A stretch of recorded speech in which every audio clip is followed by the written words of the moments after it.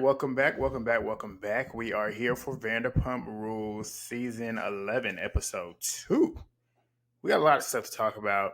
Some good talking points this episode, some interesting moments, and probably some controversial opinions coming from me. I'm very interested in hearing a lot of y'all's opinions in regards to one particular situation.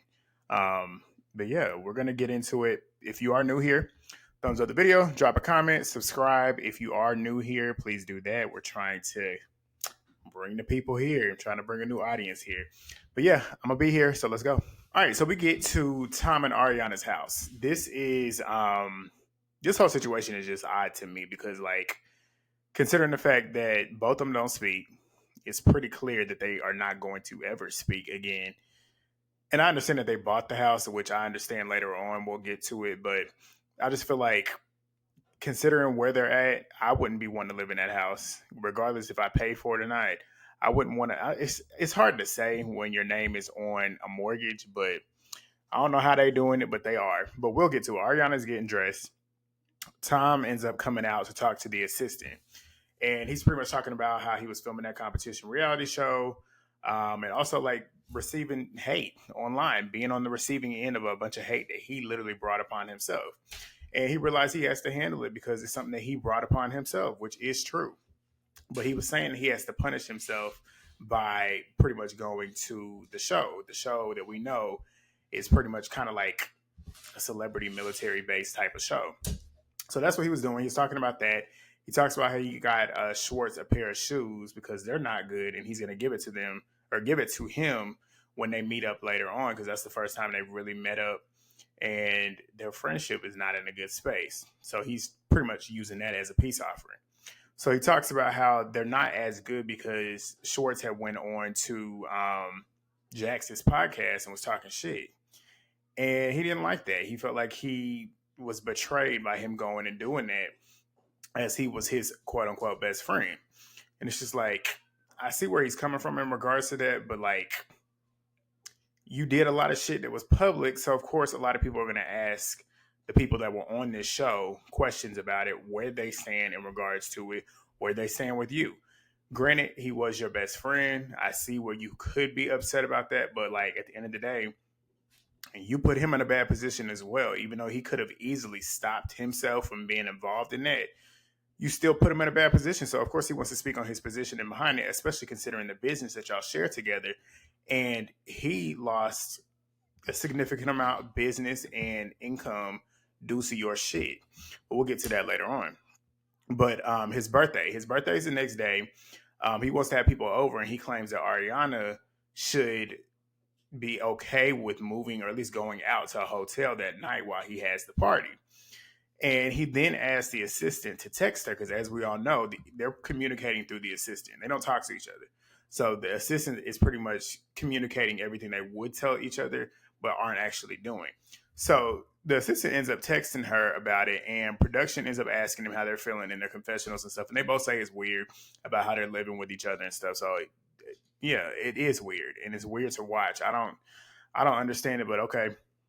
But Ariana then comes downstairs, and she's about to take the dog out, and the assistant goes to go talk to Ariana because Tom is now upstairs.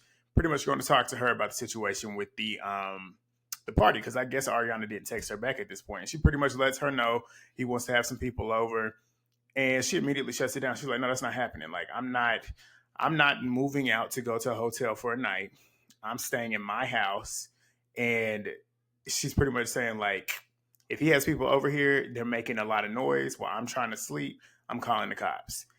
Now, when she said this, I'm sitting there thinking to myself, okay, I get everything that he's done, but his name is also on that mortgage. Your name is on it, but his is as well. So to me, in this moment, it definitely was looking like she was kind of trying to like strong arm in terms of like, he can't have any kind of activity, any fun, anything. In my mind, it seems like she wants him to consistently be miserable in regards to everything that happened, which I understand how you would feel that way. But like, at the end of the day, the dude is a dude. He's a person at the end of the day. He's going to have to find some way to make himself happy. Yes, he fucked up. But at the end of the day, is he supposed to always sit there and be sulking all day long because he cheated on you? No, sometimes you do have to move on. And that's where we'll get to it later on. Certain things need to happen. I know y'all both are still living in the same house. Y'all both pay. Well, we'll figure out. We'll talk about that later on. But y'all both are on this mortgage together.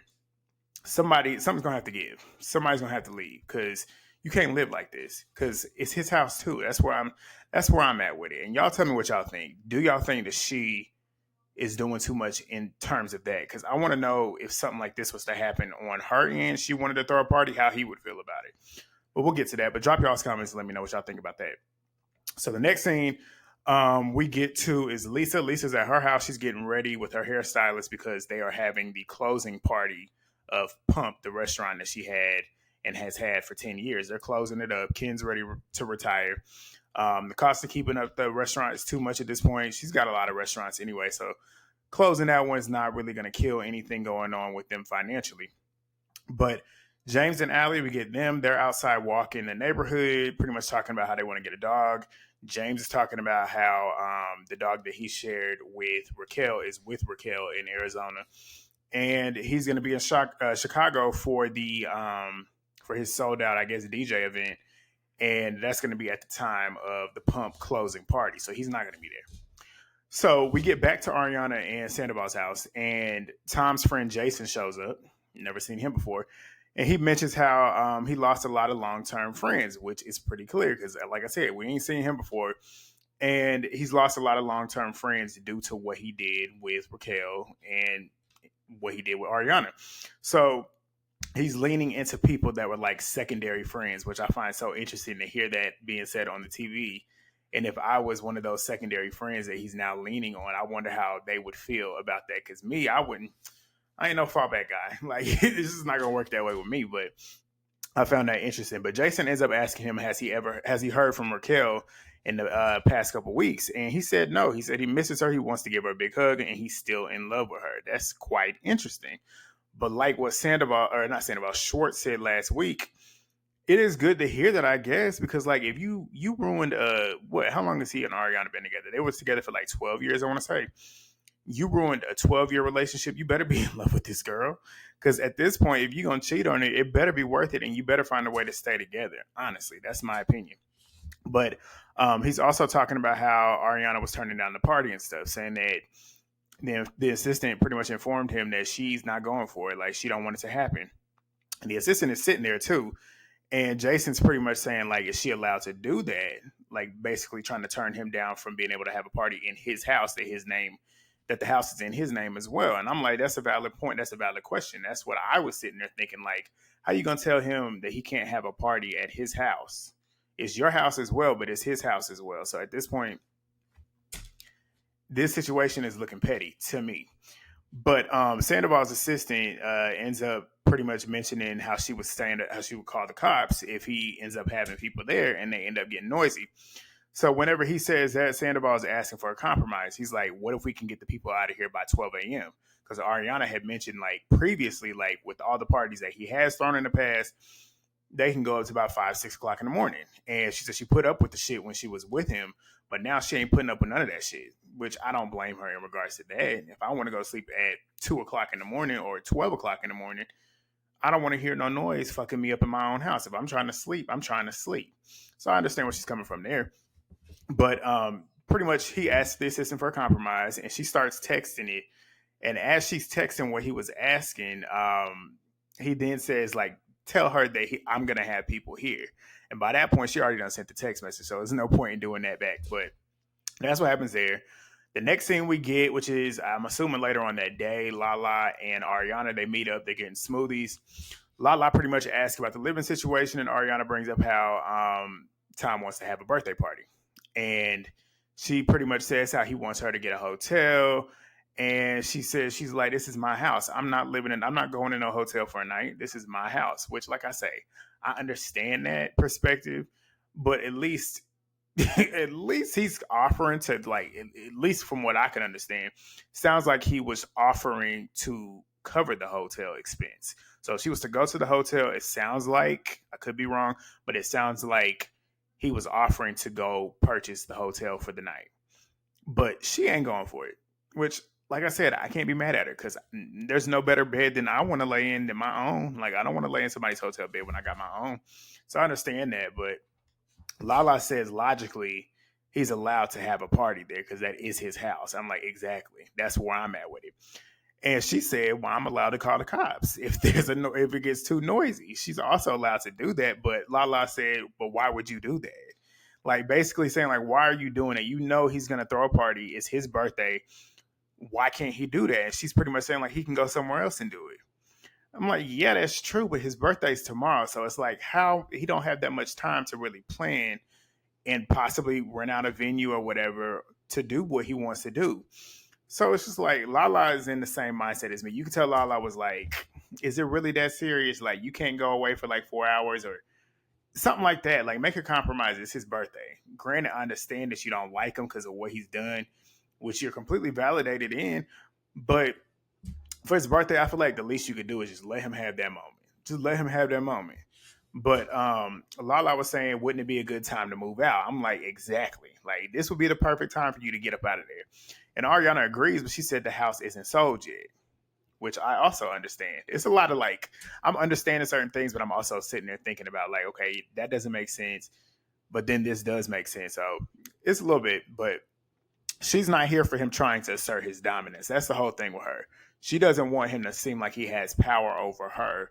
And she said the reason why she hasn't moved out is because he's offering to buy her out, basically give her X amount of money for her to get her shit and get out, and he can stay the house, keep the house. Which I understand her positioning in that. If I want this house and my name was on this house too, we're gonna have to find some type of compromise. And if it comes down to trying to figure out a reasoning as to why you should leave over me, if she wants to use you cheating on me as a reason for that, I guess she's validated in that, but that's a conversation that they're gonna have to have. But that's pretty much where she's at. And Lala says you have to understand though, and which she should know because she's been in a relationship with him forever. I'm talking about Ariana. She said that's what he's getting off on. He likes making you uncomfortable in your own house. So her sticking around would continue to prolong her feeling uncomfortable, which is a valid point. But she said pretty much what I just said, that he wants to buy her out, and she's not cool with that. Like, she don't want to have him feel like he won in that situation, which is petty that you're thinking that way. But I understand where you're coming from. But she said that he broke the home that they shared together. So if anybody should be leaving, it should be him. And I'm like, you got a valid point there. But Lala then asked how Dan, her boyfriend, feels about it. And she's saying that he's pretty much looking forward to her getting her own space as well, because every time he flies in, they're just throwing away all this money because they have to pay for him to have somewhere to stay. So Lala then asked if she's changed her mind on having a family, because we all know notoriously she's always talked about not wanting to have kids, and Tom has wanted to have kids, which when you sit and think about it, we all knew them two parting ways was eventually going to happen, because if one person is dead set on wanting to have kids and the other one is not, it's just not going to work in the long run, because eventually one person is going to get sick of either not having the kid talk or going to get sick of just running into a dead wall and the other person not wanting to have kids. So we knew this was going to happen. We just didn't know it was going to happen this way. But she's saying that she's open to having kids now, which is quite interesting. And she said Dan is the reason why she's open to it, because she saw just a different life with this new partner that she has. So she didn't see that with Tom. So I'm like, yeah, maybe she saw it, but you wasted all that time knowing that you didn't want to have a family with him and didn't see a real future with him at the end, I guess. But we get to the closing of the pump party.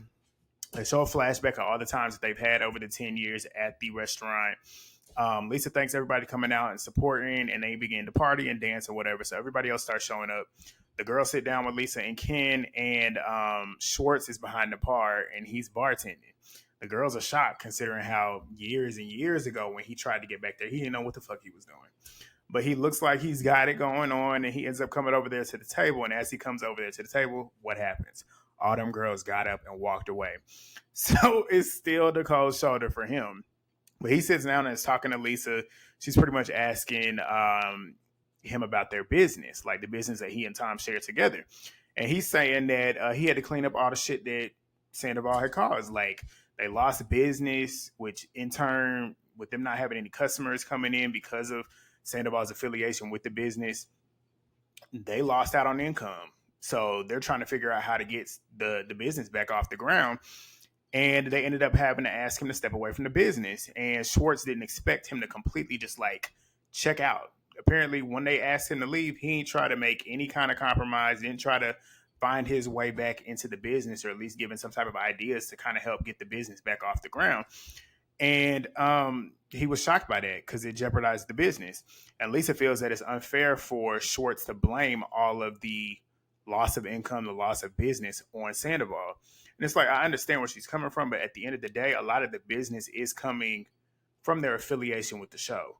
Like, a lot of the people that come in there probably have watched their show. The majority of the people, the majority of their business and their customers probably are fans of the show, and they went to the restaurant because they wanted to meet them, wanted to see the cast and stuff. So, and then essentially wanted to support them because at the time they probably liked both of them. But when Sandoval did what he did, that's why. So it's like, Lisa, at some point, you can't really say that he can't blame him because he high key is the reason for the lack of business. Because if they was booming when they was fine and no scandal was out, he is the reason. But Lala, Scheana, Katie, and Ariana, they're pretty much trying to guess what they're talking about because they're sitting there eavesdropping the whole time. But the next thing we get, Scheana and Brock. They're in a recording studio. Scheana ends up talking about how she went to an emo night one night and wanted to DJ the next emo night. So her, Katie, and Ariana, they ended up DJing that night, and they had such a good time there. She then talks about how she wanted to turn her Good as Gold song into an emo song to have pretty much a demo at at one of the future emo nights. So that's what she's there for. She's there to kind of mix and master the Good as Gold song and make it an emo screamo type of song. So she gets in there and does it, and Brock is pretty much supporting her. They sit down and she talks about how she stopped doing music after the feedback that she got from that music video she did in 2019 with old boy that got fired from the show. People was talking about how she sucked at singing and stuff. She can't sing. Let's just keep it real. She can't sing. But she said she's gonna do it now because she's back. Like she's in a good space now. So she's gonna do the music. So that's what she's doing. She talks about experiencing postpartum OCD after having her daughter. And she's talking about how she hasn't let anyone outside of their immediate family be alone with their daughter, which I understand that too. Cause like you can't trust people nowadays, especially people with your own kids. Like when it comes to your kids, you don't leave your kids around certain people, especially people that you don't know. So I understand where she's coming from there. But she's talking about how she's got this girl named Tori that she's known since she was 16.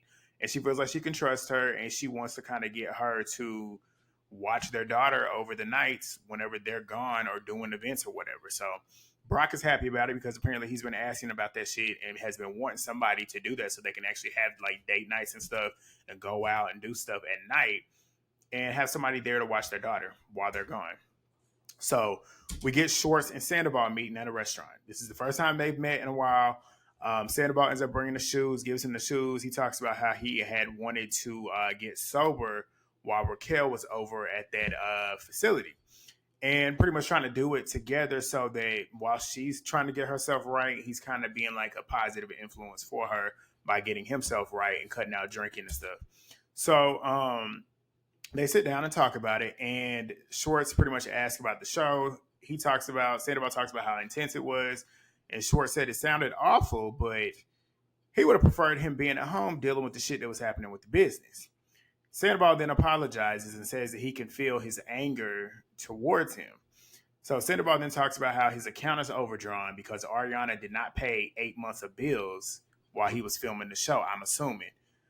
But he said it's like pulling teeth to get her to pay him back. So apparently he's been transferring money out of certain accounts to cover the bills that she's not even contributing to. Now, if that is true, Ariana is fucked up for that. Yes, he cheated on you. But if your name is on these bills as well, if your name is on these bills, your name is in this house, on this mortgage, and you're not contributing to bills because he cheated on you, that's wild. And that's why I feel like in certain instances, they're not even married too. Let's talk about that. That's why I say I'm not moving in with nobody until we are married.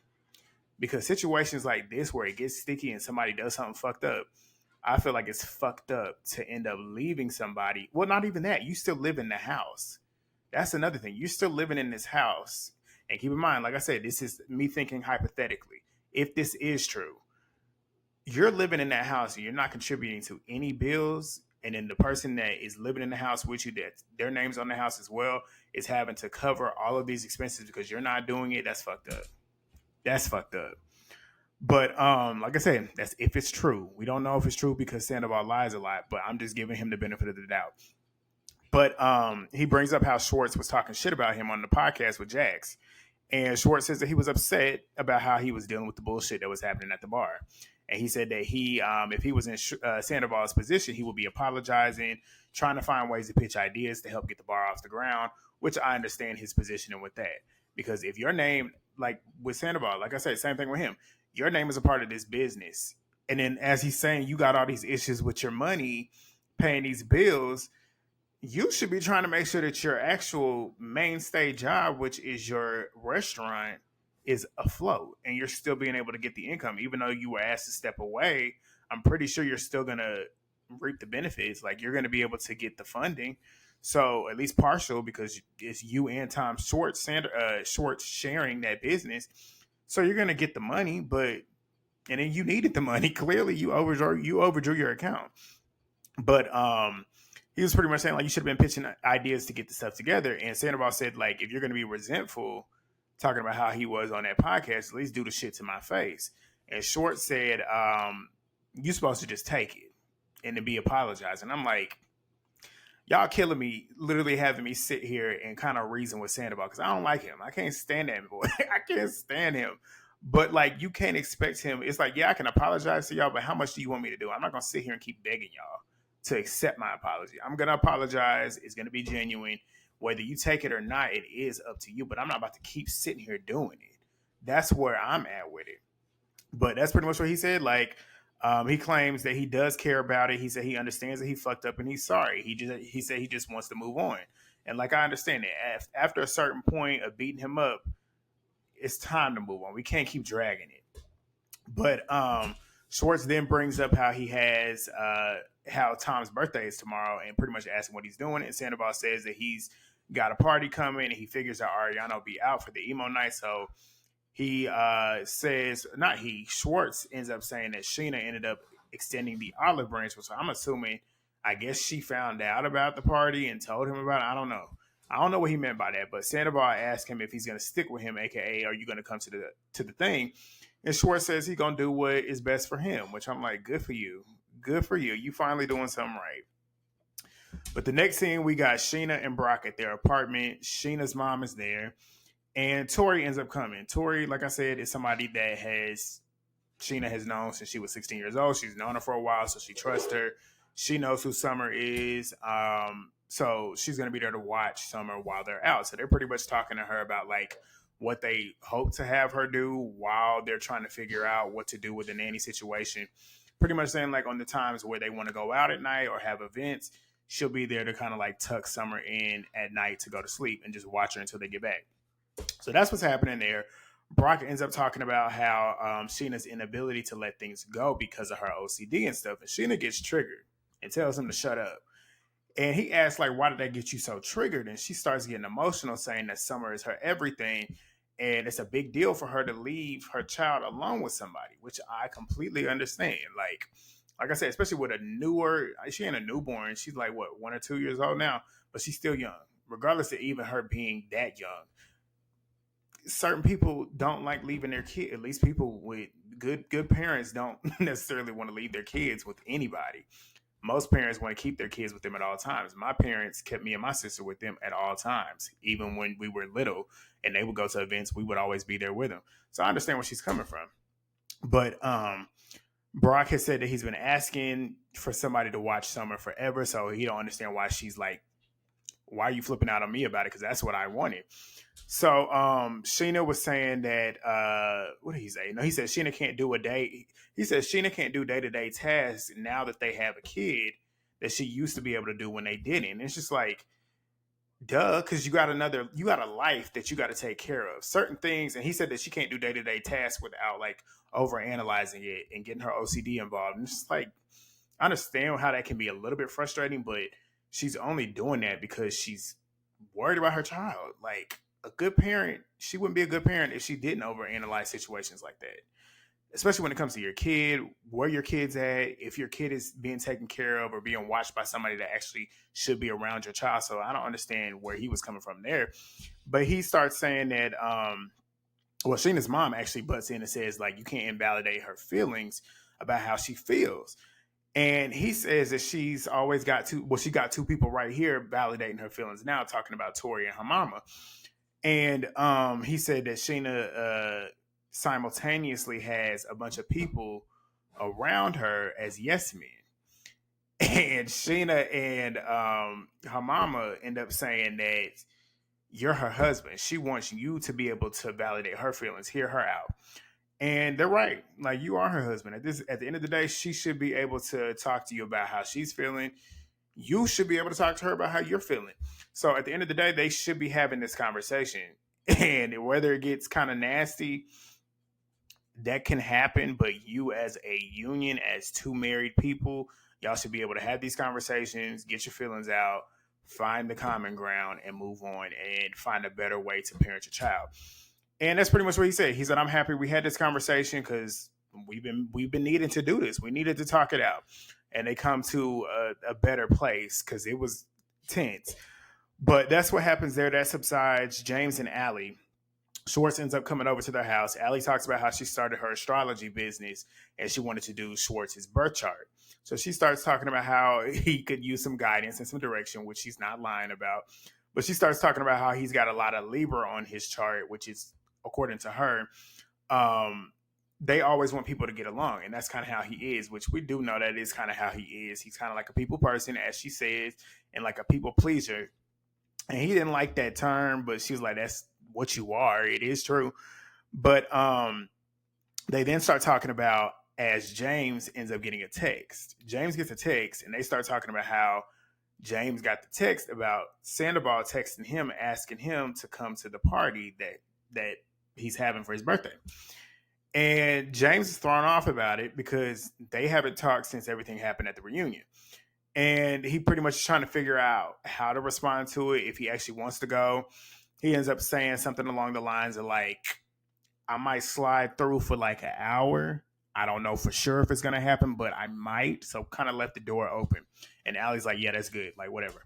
So they ended up going to the party. They're on their way there.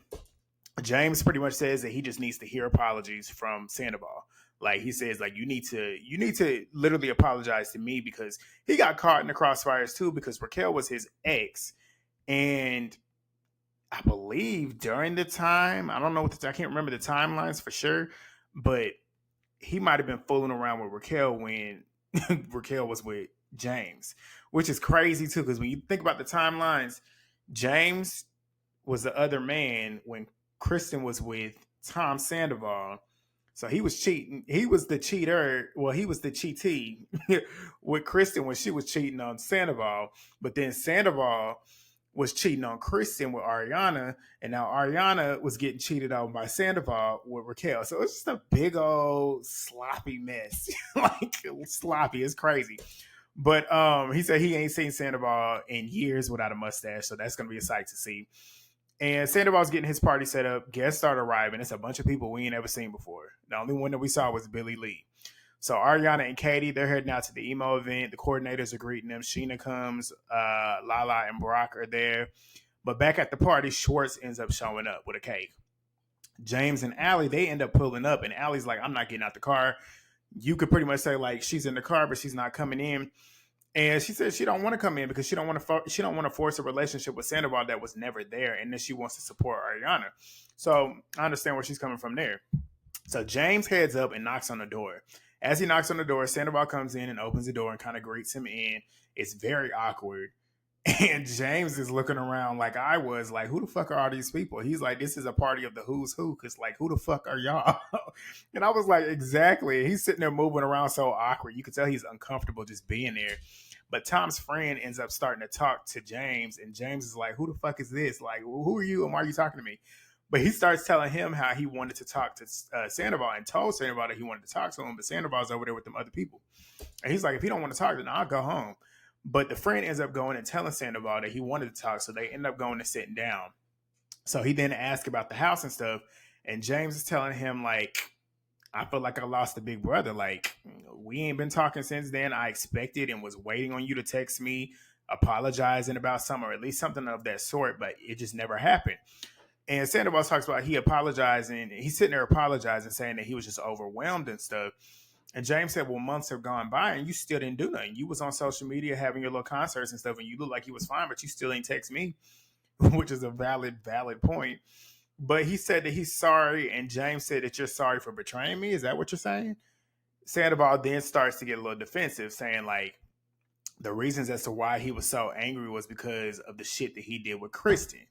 James get up and was like, nah, we're not about to do this. Like, you're not about to bring up some shit that happened 10 years ago when we're talking about what you did in this moment. Like, that has nothing to do with why you did what you did, which is bringing back to why I don't like Sandoval.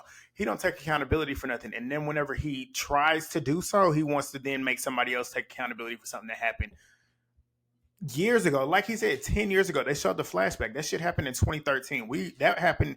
The shit that we talking about now happened last year, 2023, 10 years ago. Why are you talking about some shit that happened 10 years ago when you were still friends with James after the fact? So you can't then bring that back up today and use that as a reason as to why you did what you did. That's not the reason why you did it. You did it because you was not happy with Ariana and you didn't have the balls to tell her, like, I'm just not feeling it with you no more.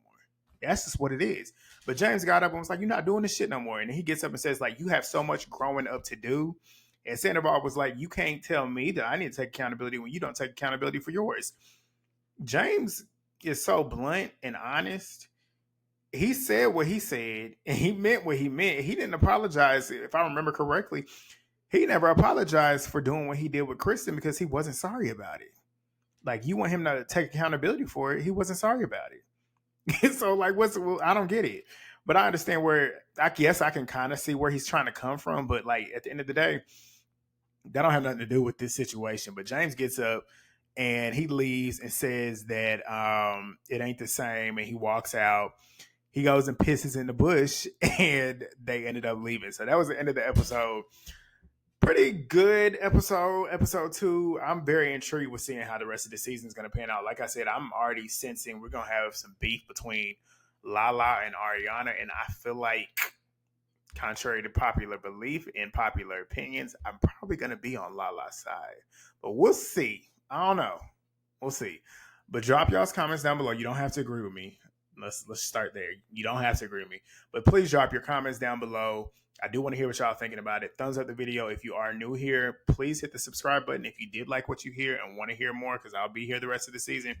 But yeah, I will see y'all next Tuesday. Peace.